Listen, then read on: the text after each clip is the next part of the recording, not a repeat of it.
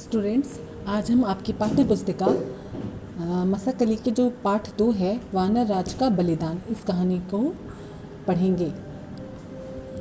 One में एक नदी के किनारे आम का एक अनोखा पेड़ था। उस पर ऐसे मीठे व रसीले आम लगते थे जिनका कोई मुकाबला नहीं था। मतलब कि वो जो पेड़ था आम का, वो बहुत ही स्वादिष्ट आमों से और रसीले आमों से भरा हुआ था। और इतने स्वादिष्ट आम जो थे और कहीं किसी भी पेड़ पर नहीं लगते थे। बंदरों का एक टोला उस पेड़ पर निवास करता था, यानी कि एक टोली थी बंदरों की, जो पूरा झुंड जो है उसी पेड़ के अंदर रहता था। निवास करना यानी रहना। वे ही उन आमों का स्वाद लेते थे और उस पेड़ पर जो भी आम फलते थे वो वे ही सारे आम खाते थे। उस टोले का जो मुखिया था, जिसे वानर राज कहते थे, बहुत नेक व सूझबूझ वाला बंदर था। जब मौसम आने पर आम के पेड़ पर बौर आते थे। बौर किसे बोलते हैं? जो मतलब आम बनने से पहले जो छोटे छोटे बौर होते हैं, वही बौर बड़े होकर आम बन जाते हैं, वो बौर कहलाते हैं। ठीक है, पहले आम के पेड़ पर पहले बौर आते हैं और फिर वही थोड़े थोड़े ग्रो करके बाद में पूरे बड़े से आम बन जाता है। तो वह अन्य बंदरों से नदी के ऊपर फली टहनियों और बौर नष्ट करवा देता था। वो क्या करता था, जैसे ही आम का सीज़न आता था, मौसम आ जाता था, तो वो पेड़ पर जो बौर लगते थे और जो पेड़ पे बौर लगते थे, परंतु जो उससे जुड़ी हुई टहनियाँ जो नदी के पास तक फैली हुई थी, उन पर भी वो बौर लग जाते थे। और तो वो क्या करता था कि कहता था कि वो सारे बौर को नष्ट करवा देते, यानी मतलब उसको ख़त्म मतलब वो तोड़ के हटवा देता था। ताकि वो ऐसा क्यों करता था? वो कहता था, देखो इन टहनियों पर आम लगे तो वे गिरकर नदी के पानी से गुजरेंगे। यदि इस टहनियों पर भी आम लगने लगेंगे तो वो नदी पे गिरेंगे और नदी से बहते हुए जाएंगे आगे। मानव उन आमों को चखकर इस पेड़ को खोजते हुए यहाँ आ जाएंगे, और जो भी व्यक्ति के वो आम मिलेगा या जो भी उस आम को चखेगा, तो वो उस आम के पेड़ को ढूंढता हुआ यहाँ तक आ जाएगा। उसके बाद मानव सारे फल को ले जाएंगे, और उसका कहना था कि ये सारे फल फिर यहाँ से सारे तोड़ तोड़ के फल वो ले जाएंगे। एक वर्ष नदी के ऊपर फैली टहनियों में कुछ बौर बच गए। एक बार क्या हुआ कि हर साल तो वो तोड़वा देता थे, लेकिन एक साल को थोड़े से बौर जो थे, जो छोटे छोटे बौर थे आम के, वो बचे गए थे। आम लगे और पकने पर वे पानी में गिरे, और जब वे आम बड़े हुए और ग्रो किया उसने, तो फिर वो पकने के बाद कुछ आम गिर के पानी में गिर गए और वे बहते हुए आगे बढ़ गए। आगे जाकर वे आम कुछ मछुआरों के हाथ लग गए। मछुआरों ने फल चखे तो वे दंग रह गए। जब इन मछुआरों ने उस फल को चखा तो उनको वो इतने स्वादिष्ट मीठे लगे कि वे सुगंधित आम उन्होंने पहले कभी नहीं खाए।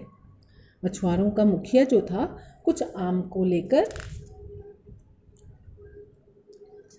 जो राजा था, राजा के दरबार में चला गया और राजा को वो आम उसने पेश किए। राजा भी आम खाकर बहुत प्रसन्न हुआ। जितने भी लोगों ने वो सारे आम खाए, उन सभी लोगों ने खूब प्रशंसा की। राजा के पूछने पर मछुआरा मुखिया ने बताया कि आम नदी में बहते हुए आए थे। जब राजा ने पूछा, भाई ये आम कहाँ में से मिले हैं तुम्हें, तो मछुआरे ने उसको बताया कि ये आम जो हैं नदी में हमें बहते हुए मिले, बहते हुए आए हमारे पास।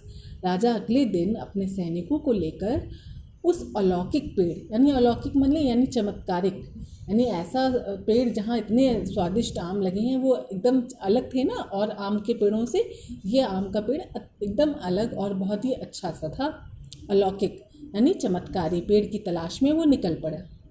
यह सोचकर कि पेड़ नदी के किनारे होना चाहिए, वो ये सोचकर आगे बढ़ा। नदी किनारे कुछ आगे जाते ही राजा को आम का पेड़ दिखाई दिया।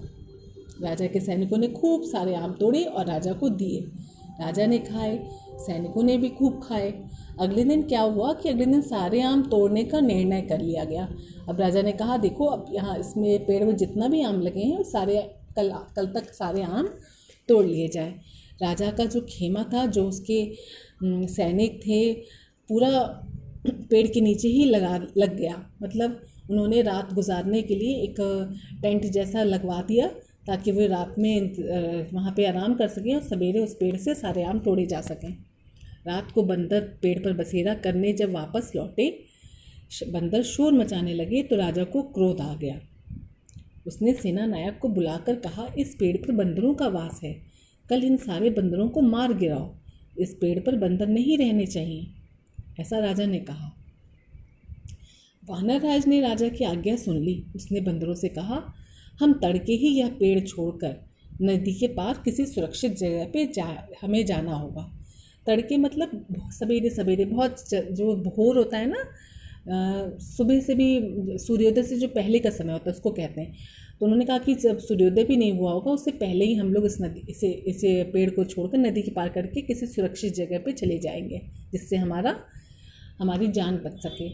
रात भर में वानरराज ने नदी पार करने का हल भी खोज लिया। रात भर में उन लोगों ने सोच लिया कि सुबह कैसे यहाँ से निकलें, हम लोग नदी को पार कैसे करें, है ना। नदी को पार करना भी एक समस्या थी कि इस पार पेड़ है और नदी पार करके दूसरी जगह पे, नई जगह पे इनको जाना था। वह बंदरों को नदी किनारे के एक पेड़ पर ले गया। वानरराज ने एक लंबी व मजबूत लता पेड़ की टहनी से बांधी। तो वो बंदरों को नदी के किनारे एक पेड़ पर ले गया। मतलब वो उनका जो वानरराज था वो और बाकी के बंदरों को नदी के किनारे पे पेड़ पे ले जाने के लिए तत्पर हुआ। वानरराज ने एक लंबी व मजबूत लता, जो लता मतलब टहनी, बड़ी सी मजबूत सी जो टहनी होती है ना पेड़ की टहनी से बांध दी।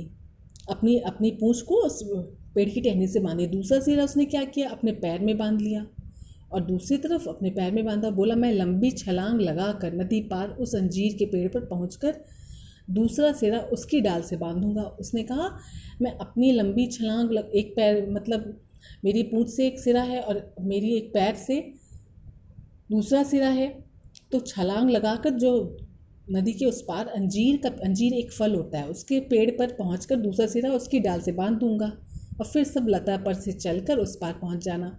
और फिर उसने ये बताया कि जो पूरी जो लता से इस पार से उस पार, जो लता को पकड़ के सारे बंदर उस पार चले जाएंगे। वानरराज ने छलांग लगाई। उसने अंजीर के पेड़ की डाली तो पकड़ ली, पर लता छोटी पड़ गई। पर वो जो नीचे जो उस पार से जो लता लेकर था वो थोड़ी छोटी पड़ गई, उसका लंबाई कम पड़ गई और लता तनने लगी, यानी बहुत टाइट होने लगी। वानरराज का शरीर भी तन गया, वो कितना सहन कर पाता। वानरराज ने बंदरों को आने का संकेत तो दे दिया। एक बार में एक एक करके सारे बंदर लता हुआ वानरराज के शरीर पर से होकर पेड़ पर उस पार उतरने लगे। वानरराज दांत बींचकर पीड़ा सहता रहा। वानरराज जो था उसको तकलीफ तो बहुत हो रही थी, पर वो अपने सभी साथियों की जान सुरक्षित पहुंचाना भी तो चाहता था।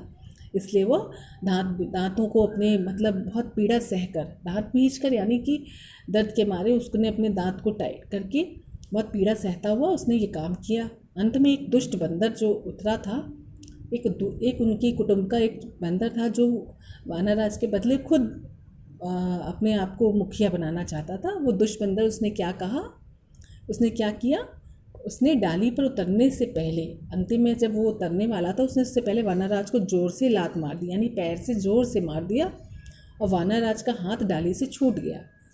वह पत्थर पर नीचे गिरा। राजा यह दृश्य देखकर चकित हो रहा था।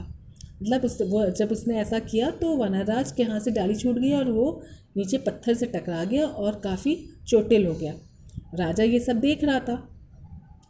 बड़ा उसको आश्चर्य हुआ। वानरराज को गिरते देख राजा नदी में कूदा और नदी पार पहुंचकर प्राण त्यागते वनराज के पास पहुंचकर उसे गोदी में उठाकर बोला, धन्य हो वानर, तुमने दूसरे बंदरों के लिए अपना बलिदान दिया है। मतलब उसके त्याग को देखकर उसको बहुत अंदर से बहुत खुश हुआ वो, कि देखो एक वानर होते हुए, एक पशु होते हुए भी उसने किस प्रकार अपने साथियों की जान बचाने अपने के लिए अपना जीवन का बलिदान दे दिया। इस घटना का राजा पर इतना प्रभाव पड़ा कि उसने उसके बाद शिकार करना छोड़ दिया। वह पूरी तरह अपनी प्रजा की भलाई के कार्यों में लग गया। यानी कि इस घटना से उसके अंदर इतना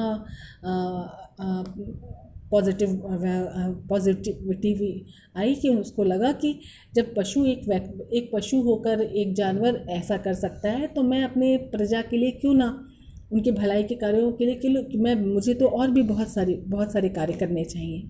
तो इस प्रकार उससे प्रेरित होकर उसको अपने राज्य में अपनी प्रजा के लिए बहुत अच्छे अच्छे कार्यों में लग गया। इस प्रकार इस कहानी से हमें क्या शिक्षा मिलती है बच्चों? इस कहानी से हमें यह शिक्षा मिलती है कि हमें अपने अपने से छोटे और अपने से जो आसपास के लोगों के लिए सेवा के लिए करने के लिए, उनकी भलाई के लिए कभी भी हमेशा तत्पर रहना चाहिए। अपने जीवन को जोखिम में भी डालना अगर पड़ जाए तो भी अपने समाज, अपने राष्ट्र के लिए कुछ ना कुछ अपने कार्य करते रहने चाहिए। ओके, अच्छा, इसके शब्दार्थ है, पढ़ लेते हैं हम लोग। अनोखा, अनोखा मतलब विचित्र। नष्ट, नष्ट माने समाप्त।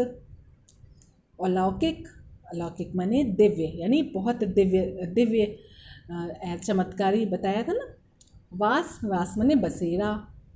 दंग, हैरान। बलिदान माने कुर्बानी देना। टोली, समूह को कहते हैं, एक छोटी सी समूह, ग्रुप को टोली कहते हैं। जानवर अक्सर टोलियों में घूमते हैं। प्रशंसा, बड़ाई या तारीफ करना। निर्णय, फैसला। पीड़ा, दर्द होना। प्राण, जान। नेक, नेक मने ईमानदार, नेक आदमी या ईमानदार आदमी। इस प्रकार ये आपका पाठ पूरा हो गया। इस पाठ को आप लोग पुनः पढ़ेंगे और जो भी शब्द कठिन लगे उसको पेंसिल से अंडरलाइन करेंगे। ओके।